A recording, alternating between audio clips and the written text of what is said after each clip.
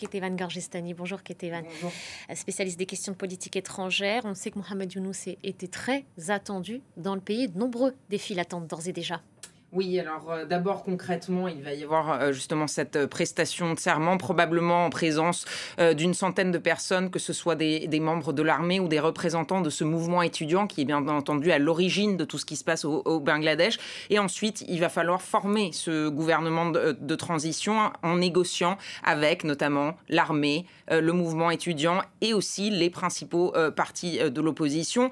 Et donc on le voit, Mohamed Younous, il est présenté comme cet homme providentiel, ce prix Nobel connu comme le banquier des pauvres, et bien entendu les espoirs que notamment les étudiants mettent en lui sont énormes, et il y a deux objectifs principaux et pas des moindres. Le premier, bien entendu, c'est ramener le calme dans le pays. On l'a vu, il y a eu plus de 400 morts depuis ces semaines de manifestations, et donc lui-même l'a dit, et vous avez mentionné certains de ces mots, qu'il faut ramener cet ordre public, réinstaurer cet ordre public. Ça sera notre première tâche. Nous ne pourrons pas aller de l'avant tant qu'on ne restaurera pas le droit et l'ordre. Il a appelé ses étudiants au calme, cesser toute forme de violence, a-t-il dit, et surtout il a dit ne pas être obsédé par les règlements de compte. Donc vraiment, il le sait, ramener le calme, c'est en quelque sorte la condition nécessaire pour essayer d'atteindre le deuxième principal objectif à court terme, c'est bien entendu d'avoir des élections qu'il veut libres et équitables dans les prochains mois, le plus rapidement possible. C'est vraiment ce que demandent également les principaux partis d'opposition. Ce gouvernement est un gouvernement de transition et ils veulent que cette transition soit la plus courte possible vers la démocratie. Et avant cette séquence et cette image derrière vous, le retour de Mohamed Younous, il y a eu ces manifestations réprimées. Plus de 450 personnes ont perdu la vie, vous le rappeliez, depuis la mi-juillet. Ces crimes ne resteront pas impunis.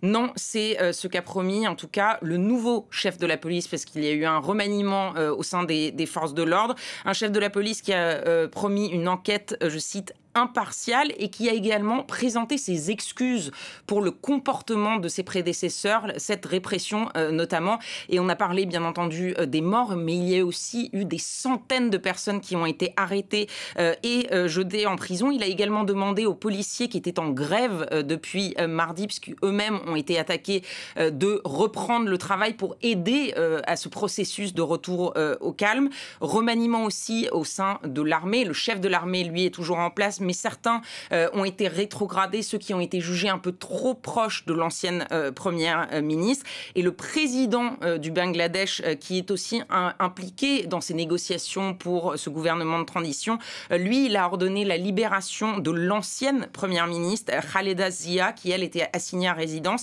et ainsi que la libération de certains de ces étudiants qui avaient été mis en prison pendant ces semaines de manifestations. Donc l'idée, c'est d'accepter, de reconnaître qu'il y a eu des fautes commises pendant ces manifestations et aider à ce retour au calme en montrant qu'ils relâchent les gens qui ont été jetés en prison à tort et qu'ils vont enquêter sur la mort de ces gens, et que ceux qui sont coupables ne restent pas impunis.